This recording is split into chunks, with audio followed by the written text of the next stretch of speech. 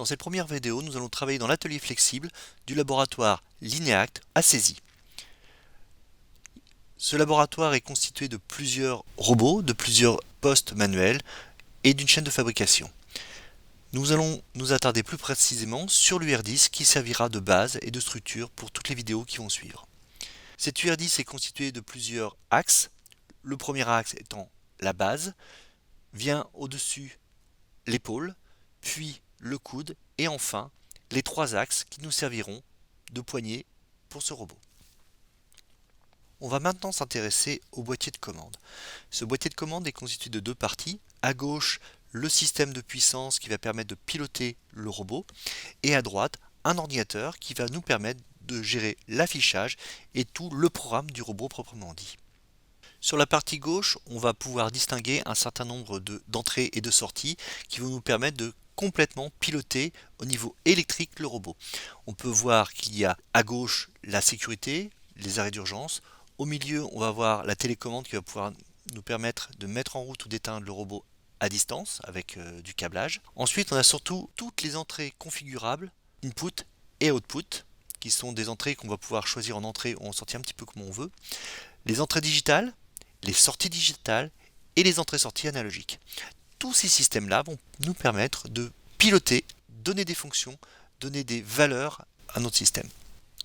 Sous l'ordinateur, on va avoir à droite la clé USB qui contient l'ensemble du programme qui nous permet de faire tout l'affichage graphique. On a également la sortie vidéo qui pourra être réutilisée pour d'autres affichages si nous le souhaitons.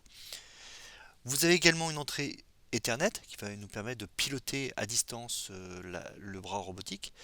Et enfin, deux prises USB qui sont disponibles pour brancher d'autres équipements si nous le souhaitons.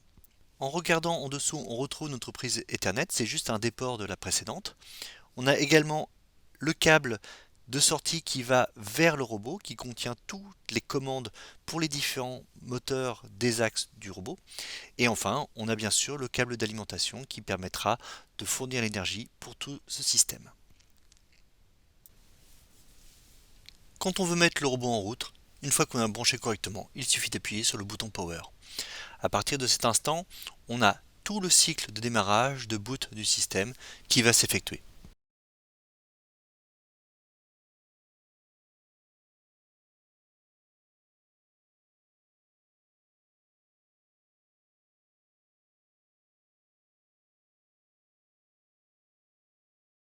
Après quelques minutes, on obtient l'écran ci-dessous. Il va nous proposer d'aller sur l'écran d'initialisation. On va y aller. Cet écran d'initialisation, on n'a pas grand chose à faire. La seule chose qu'on va pouvoir sélectionner, qu'on va devoir sélectionner en tout cas, c'est d'appuyer sur le bouton On.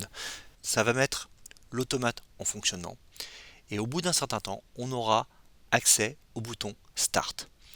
Le bouton Start aura un effet de déverrouiller le robot, désactiver tous les freins et le mettre en mode opérationnel.